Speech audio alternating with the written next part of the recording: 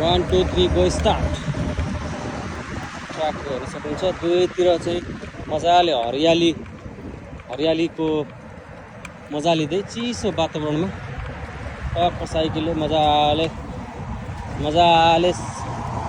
टक्क हेर्न सकिन्छ। मजाले चाहिँ यसरी जान सकिन्छ। यसरी चाहिँ यो साइकलमा 2 राउन्ड लगाइयो भने चाहिँ मजाले एक दिनलाई चाहिने एक्सर्साइजहरू चाहिँ पुरा हुन्छ। यो मेरो भाइ हो, पुरा कुदाइरहेको छ साइकल। यता चाहिँ मेन रोड छ हेर्नु चाहिँ, यता साइडमा चाहिँ मेन रोड छ। मेन रोडमा टक्क गाडीहरू हिँडेको छन्, तर यता चाहिँ हामीलाई गाडीहरूले केही डिस्टर्ब गर्दैन।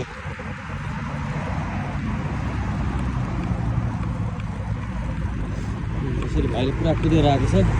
कुदाउने भने त यो 5 मिनटमै पुगिन्छ नि यो मेन उसमा त, साइक्लिङमा त। तर हामी तपाईँहरूलाई पुरा दृश्य अवलोकन गराएर यसको मजा लिने कोसिस गरिरहेको छु। Yalla bro, let's go cross the road. यताबाट जाने हो, यताबाट छ बाटो।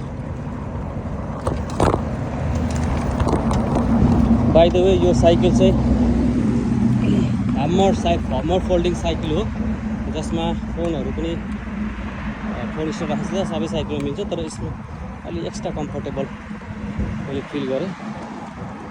अब यहाँ रातिको बेलामा तपाईँले हेर्न सक्नुहुन्छ यस्तो रमणीय छ, एकदम के चिसो महसुस भइरहेको छ। हामी नेपालतिर खोलाको छेउछाउमा रनिङ गर्दा जस्तो फिल हो, त्यस्तो फिल भइरहेको छ।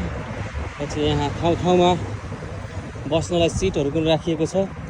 अझ तपाईँ 6 बजीतिर आउनुभयो भने त यहाँका कतारका मान्छेहरू यति राम्रा हुँदो रहेछन् कि 6 बजीतिर आउनुभयो भने त यो एभ्री 1 किलोमिटरमा पानी पनि किन राखिदिइरहेको हुन्छन् कि, कतारीहरू राख्छन् कि अथवा चाहिँ कसले राख्छ होइन। तर अब चाहिँ खै यसरी राखिदिनु भनेर दोकानहरूलाई पैसा दिन्छन् कि त्यो चाहिँ अझ आइस हालेर मजाले राखिदिएको हुन्छन् कि। अनि तपाईँले आवश्यक परे अनुसार टक्क खानुहोस्, जानुहोस्, यस्तो सिस्टम हुन्छ। लेन क्रुजर लिएर पनि मान्छे रनिङ गर्न आइरहेको छ। टक्क लेन क्रुजर ल्यायो, यहाँ पार्किङ गऱ्यो। त्यसपछि चाहिँ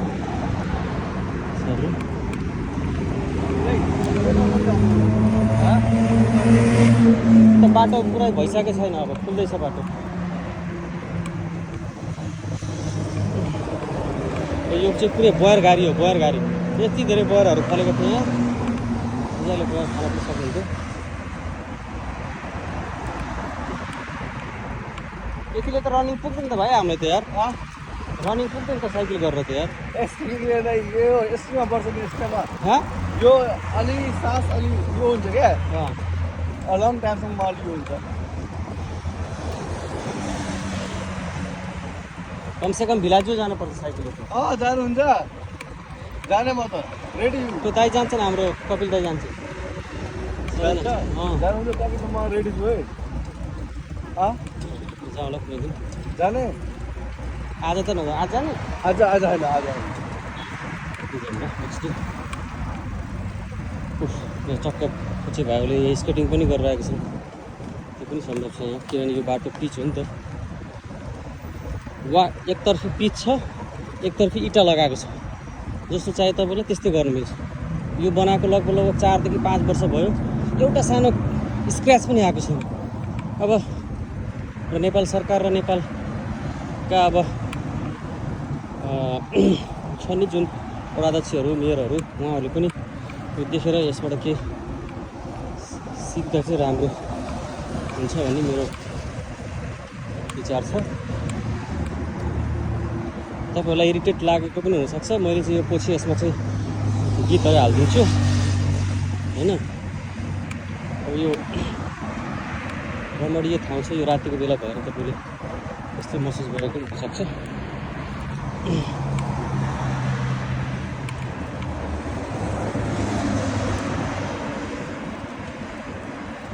यार पसिना त आयो त।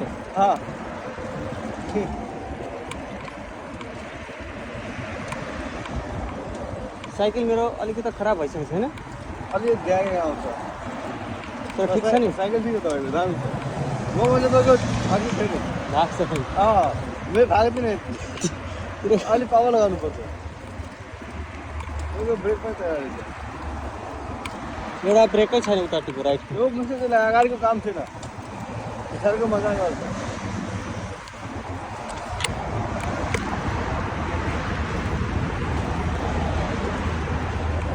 मेरो चाहिँ त्यही बिचमा हाल्नुपर्छ बिचमा गियर काम गर्दैन मेरोमा हो ठिक गर्नुपर्छ हँ गियर ठिक गर्नुपर्छ गियर आयो त अब बल्ल भएको छ ऊ बिचमा आयो हो बिचमा अटोमेटिक आयो अनि यहाँ यसले गर्ने हो नि त के अरे ए टाइममा थाहै थिएन यार कस्तो मान्छे यो यताबाट यो दबायो भने गियर घट्छ यो दबायो भने गियर बढ्छ अब यो चला अहिले पुरा एकदम अब सेम त्यस्तै भयो यो बिचमा हाल्नुपर्छ हँ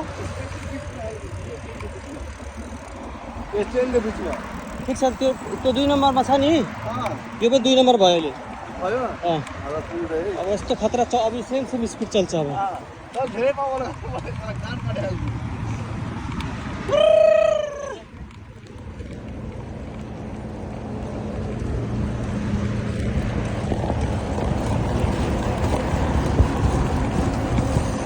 डिगा डिग डिग डिग डिग डिग डिग डिग डिग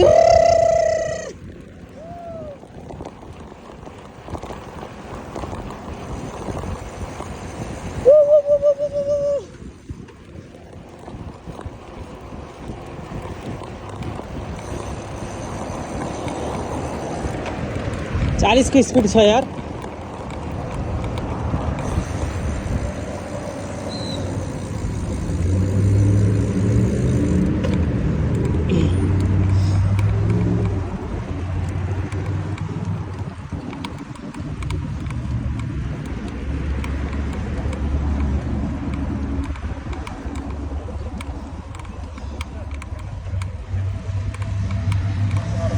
कितना दिन हो गया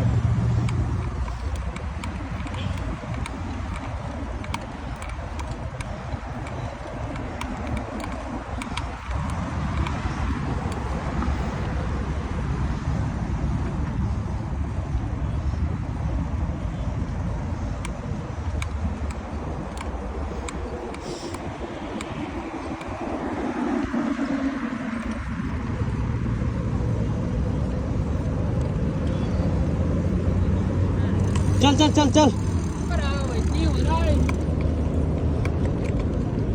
वहाँ लास्टमा पुग्ने पेट्रोल पम्पमा फर्केर आउने सब खलास रनिङ नगर्ने